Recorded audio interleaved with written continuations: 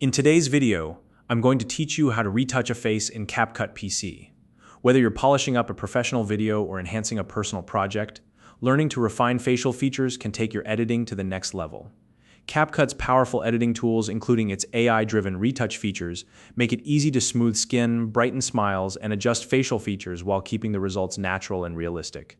By the end of this tutorial, you'll know exactly how to use these tools to create stunning results. If you don't already have a CapCut account, you can use the link in the description to get started. Now, let's jump right in and get started. First, open CapCut on your computer. Once the program is loaded, click on New Project to start a fresh editing workspace. This will give you a blank canvas where you can begin working on your video. Next, drag your video file directly into the timeline at the bottom of the screen. This step is important because it allows you to access all of CapCut's editing tools and features. If you don't see your video appear in the timeline right away, double check that the file is compatible with CapCut, or try dragging it again. Now, click directly on your video clip in the timeline. This action is key because it unlocks the editing options that are displayed on the right side of the screen. If you're working with multiple video clips, make sure you select the specific one you want to edit. This ensures you're applying changes to the correct section of your project. Next, let's move into accessing the retouch tools. Scroll through the toolbar at the bottom of the screen and click on the retouch icon.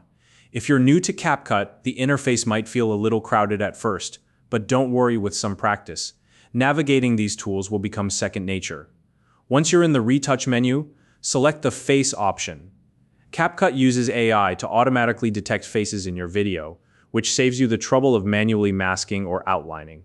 You'll notice an outline appearing around the detected face, making it easy to see exactly what areas are being adjusted. Now, let's begin by adjusting the skin. Locate the Smoothness slider under the Skin section and move it to a value between 60 and 70. This range is ideal because it reduces blemishes while maintaining the natural texture of the skin. Be careful not to increase the smoothness too much, as this can make the face appear overly edited and unnatural. If the lighting in your footage is dim, you can also adjust the brightness slider slightly to give the skin a fresher and more vibrant appearance. For uneven skin tones, use the Even option to smooth out any inconsistencies. This will subtly enhance the overall look without overdoing it. Finally, you can use the Hue slider to make minor adjustments to the skin tone. This is especially useful if you want to match the video's colors to real-life tones or enhance the natural look. Next up, let's refine the facial features. Use the whitening slider to brighten the teeth just a little.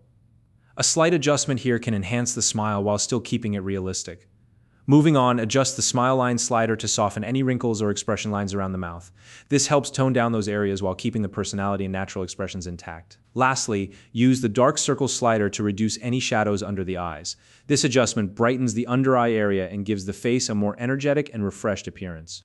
And for the final part, let's make some subtle adjustments to the face shape. CapCut provides sliders for options like slimness and face length.